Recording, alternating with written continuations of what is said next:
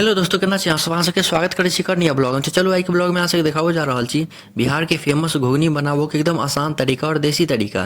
देखियो अगर अहाँ सबके एहने चटपटा घुगनी बनेनाइ सीखो के है तो अहाँ सब ब्लॉग में अंत तक बनल रहू। बहुत मजा आयत आई के ब्लॉग में, बहुत इंटरेस्टिंग हुआ वाला है आई के ब्लॉग। तो चलो वीडियो में आगे बढ़े छी। देखियो ये काला चना अहाँ सब दुकान से खरीद के लो आयब, जै रुपये बिकाइत है अहाँ सब खरीद के लो आयब, ठीक है। ओहिके बाद एकरा पानी में फूलऽ लेल धऽ देबै। आ पानी में फूलऽ लेल अगर अहाँ सब भोर में बनेबै तऽ राति भर फूलऽ लेल धऽ देबै। अगर राति में बनाबोके यऽ तऽ भरि दिन पानी में फूलऽ लेल एकरा धऽ कऽ छोड़ि देबै, ठीक। फूलि जायत ओहिके बाद बाटी में निकालि लेब। बाटी में निकाललाके बाद प्रेशर कुकर में धऽ लेब, ठीक छै। प्रेशर कुकर में धरलाके बाद एक बाटी पानी धऽ देबै, ठीक छै। आ एकरा बढ़िआँसँ उबालि लेब, ठीक छै। एकरा 2 से 3 सीटी लगा देबै। देखियो अब एकरा गैस पर चढ़ेबै। देखियो नवका गैस छै, एकरो हम की कहै छै गैस के सेटअप के ब्लॉग हम डालब तऽ अहाँ सब सब्सक्राइब कऽ के राखू। एकर ब्लॉग जल्द से जल्द आबऽ वाला है। तो देखियो गैस पर चढ़ा दिलिए। अब एकर ढक्कन लगा देबै और 2 से 3 सीटी मारऽ देबै, एक नंबर खाय वाला भऽ जायत। तो अहाँ सब अंत तक बनल रहू। बहुत आसान तरीका से बता देब जे केना बनै छै, आसानी तरीका से अहाँ सब सीखियो जेबै। तो देखियो 2 से 3 सीटी में लागि गेलै आ एक नंबर ई भऽ गेलै, एकदम बढ़िया भऽ गेलै खाय वाला। एकरा कोनो फिर दोसर बर्तन में निकालि लेब, ठीक छै। देखियो एकदम बढ़िया से निकाल लेलिए दोसर बर्तन में, ठीक। आब एकरा निकालि कऽ एकदम साइड में राखि देबै, ठीक छै। देखियो कते सुंदर एक नंबर फूलि गेलैए, ठीक। आब एहिके बाद अहाँ सब गैस पर लोहिया चढ़ा लेब, ओहिमे तेल गरम होबऽ लेल धऽ देबै, ठीक छै। तेल गरम भऽ जायत बढ़िआँसँ तऽ ओहिके बाद ओहिमे पचफोरना नहीं सॉरी जीरा, ओहिके बाद सूखा लाल मिर्च और तेजपत्ता ये सब खसा देबै। ओहिके बाद एकरा कनिक जरऽ देबै, कारी हुअ देबै। देखियो कारी भऽ जायत ओहिके बाद ओहिमे अहाँ सब प्याज खसा लेब। प्याज खसेलाके बाद बढ़िआँसँ लारि चारि देबै, ठीक छै। देखियो एहि हिसाबसँ एकदम बढ़िआँसँ लारि चारि लेब। कनिक हाथ में रखने रहबै करछुल, आ हमेशा लारैत चारैत रहबै ने तऽ लागत नहीं, ठीक छै। एहिके बाद अब एहिमे चना खसा देबै, काला चना।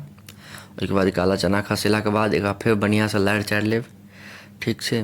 देखियो जे हिसाबसँ देखा रहल छी बस अहाँ सब जेना हम देखाबै छी स्टेप बाय स्टेप अहाँ सब ओने स्टेप बाय स्टेप फॉलो कऽ कऽ चलू तऽ एक नंबर बनि जायत।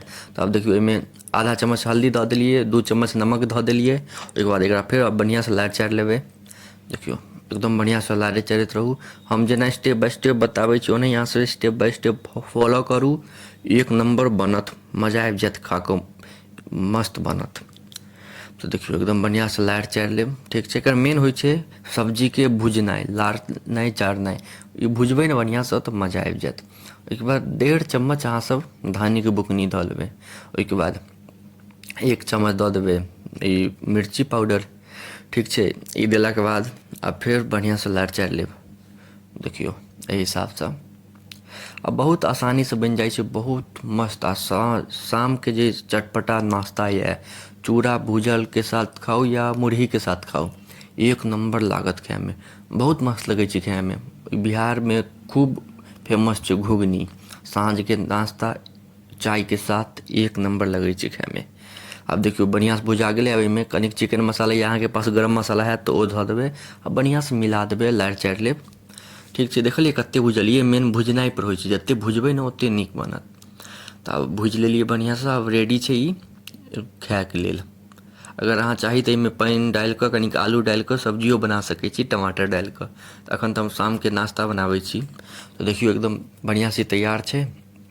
आब चलू आब भुजामे दै छी। देखियो चूड़ा पहिलेसँ तऽ भुजल छलै, डिब्बामे राखल छलै, एकदम बढ़िआँसँ भुजल छै। चिनिया बादाम दऽ कऽ, हरियर मिरचाइ सब दऽ कऽ पहिलेसँ भुजल रहै चूड़ा।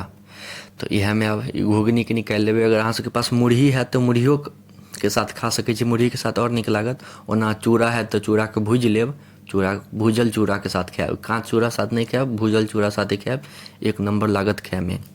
तो देखियो चूड़ाके संगे निकालि देलिए, कते नीक लागि रहल छै, कते मस्त एकदम चटपटा बनलै। मुँहमे हमरा तऽ एखनेसँ पानि आबि रहल यऽ, की बताउ। अब जल्दीसँ जल्दी अहाँ सबके हम देखा दै छी बढ़िआँसँ वीडियो, ओहिके बाद जायब हम खाय लेल। एक नंबर बनलै, देखियो कते मस्त बनलै है।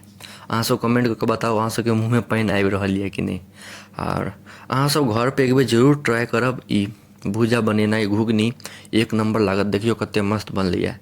एनाहू खा सकै छी, नहीं तो पूरा सबके सानि लिअ आ ओहिके बाद खाउ। ओना एना में मेहा जायत तो जल्दी जल्दी खाय पड़त। तो अहाँ सब बतायब अहाँ सबके केहन लागल। एते देर तक देखो के लिए अहाँ सबके धन्यवाद। नीक लागे तो लाइक, कमेंट, शेयर, सब्सक्राइब जरूर करब।